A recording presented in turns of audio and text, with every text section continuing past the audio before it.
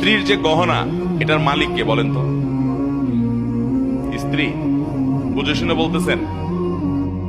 বউয়ের যে গহনা, তার যে অলংকার, স্বর্ণ, এগুলার মালিক কি বউ নিজে না স্বামী? এবার বলে স্বামী। কথা উল্টে গেছে। দেখেন, আপনারাই সন্দেহের মধ্যে পড়ে গেছেন। আমি যে গোজামিল বলছি সাথে বলছি। আচ্ছা, বউ মালিক যদি হয়, তাহলে আপনি বিদেশ যাওয়ার সময় এই স্বর্ণগুলা যদি বউর কাছে বলেন যে স্বর্ণগুলা দাও বিক্রি করে আমার ভিসা কিনে বিদেশ যাব, আমি বিদেশে গেলে আবার তোমাকে কিনে দেব। বউ যদি বলে যে স্বর্ণ যেহেতু আমার, আমি তোমাকে দেব না, কারণ কেউ আমার কাছ থেকে লোন চাইলেই কি আমি দিতে বাধ্য? আমার বিশ্বাস হয় না তুমি আবার কবে চাকরি করে টাকা কামায় আমার দিতে পারবা কি পারবা না, সরি আমি তোমাকে দিলাম না। কি বলেন, এই অধিকার মহিলাদেরকে দেওয়া হয়? কোন ফ্যামিলিতে আছে এটা? কোন মহিলা যদি এটা বলে, ওই ঘরের ভাত কি তার কপালে আর জুটবে? কি বলেন? তাইলে মহিলা মালিক কেমনে হইলো? একটু আগে না বললেন মহিলা মালিক? তো মালিক হলে মালিকের এই দুরবস্থা থাকে? আচ্ছা, আরেকটা এক্সাম্পল নেই, বলেন।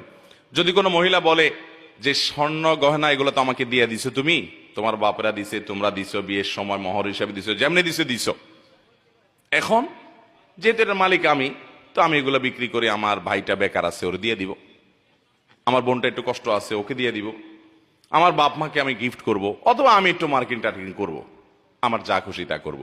মহিলা যদি সব স্বর্ণগুলো নিয়ে স্বর্ণকারের দোকানে বিক্রি করে ফেলায়, কি বলেন, ওই সংসারে ভাত খাইতে পারবে? তাহলে সে মালিক কেমনে হইল বলেন তো?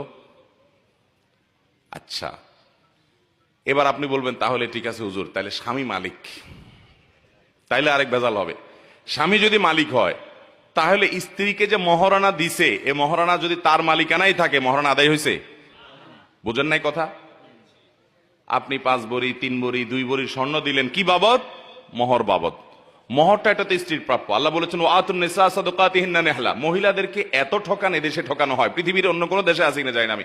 এদেশে অবশ্য ভারত বা অন্যান্য দেশে যেতে আমরা অনেক ভালো আছি, কিন্তু তারপরে আমরা এখন এজ এ মুসলমান আমরা অনেক পিছিয়ে আছি। পৃথিবীর অন্য কোনো মুসলমান দেশের সাথে তুলনা করলে আমরা এই জায়গায় খুব বাজে একটা জায়গায় আছি। মহিলাদের অধিকার আমরা নষ্ট করি, ধ্বংস করি। আল্লাহ বলেছেন ওয়া আতুন নিসা সাদাকাতিহিন্না নিহলা, মহিলাদের মোহর এটা তাদের প্রাপ্য অধিকার, আদায় করে দাও। কয়জন মায়ের পুত বাপের পুত আছেন এখানে? হাত তুলে বলতে পারবেন বউয়ের মোহর সব আদায় করে দিছে? হাত তুলেন তো দেখি। এরকম বাপের পুত যারা আছেন হাত তুলেন দেখি। দেখেন, একজন বাপের পুত পাইছি, আর সব মায়ের পুত। পিছনে দেখিনি আমি, সামনে দেখতেছি তো, আমার তো পিছে চোখ নাই রে ভাই। আচ্ছা নামান। আর বাকি যে হাত উঠলো না, কাহিনী কি? বিয়া করে নাই। আবিয়াত্তা, আবিয়াত্তা কয়টা আছে? বিয়াত্তা নাই এর মধ্যে? এসব কি আবিয়াত্তা মাহফিল? এই যে সব বিয়েতে মানুষ হাত তুলছে, মহর দেন নাই কেন?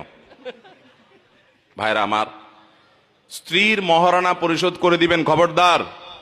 এটা তার প্রাপ্য অধিকার, এবং দেওয়ার পরে বলে দিবেন এটা তোমার রাইট। তুমি কি তোমার বাপরে দিবা না, তোমার ভাইকে দিবা না, তোমার বোনকে দিবা না, তুমি দান করবা না আমাকেও কিছু দিবে, এটা তোমার ব্যাপার। স্বাধীনতা তাকে দিতে হবে। আমরা অনেকে এই ক্ষেত্রে অনেক অবিচার করে থাকি। মহারণা পরিশোধ করবেন তো ইনশাআল্লাহ? একসাথে পরিশোধ করার ক্ষমতা না থাকলে স্ত্রীর কাছে একটা দরখাস্ত লিখবেন, বরাবর মোহতারামা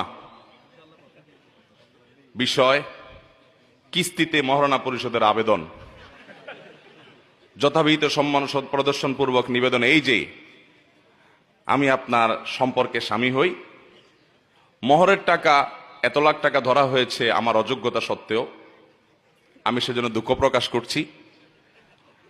একসাথে আপনার মোহর পরিশোধ করিবার সামর্থ্য আমার নাই, অতএব আমি কিস্তিতে আপনার মোহর পরিশোধ করিতে ইচ্ছুক, বিধায় আমার দরখাস্ত মঞ্জুর করিয়া বাধিত করিবেন। বিনীত নিবেদক, আপনার অধম স্বামী। এরকম দরখাস্ত বউয়ের কাছে লিখে, দরখাস্ত লেখা লাগবে, এটা মজা করে বললাম, মানে বউকে আপনি প্রয়োজনে কিস্তিতে দিবেন, কিন্তু মোহর দিতে হবে। দিবেন তো ইনশাআল্লাহ?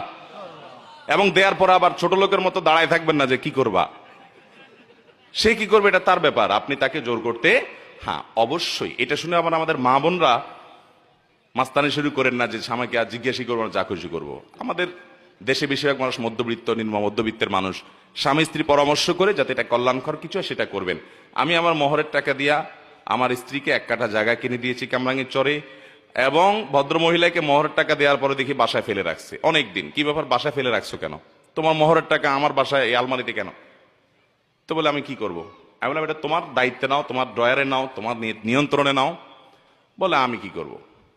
তা আমার দেশে মেয়েরা এত আলাভোলা, এত সোজা, ওই সুযোগে পুরুষগুলা সব বাটপারি করে মেয়েদের সাথে।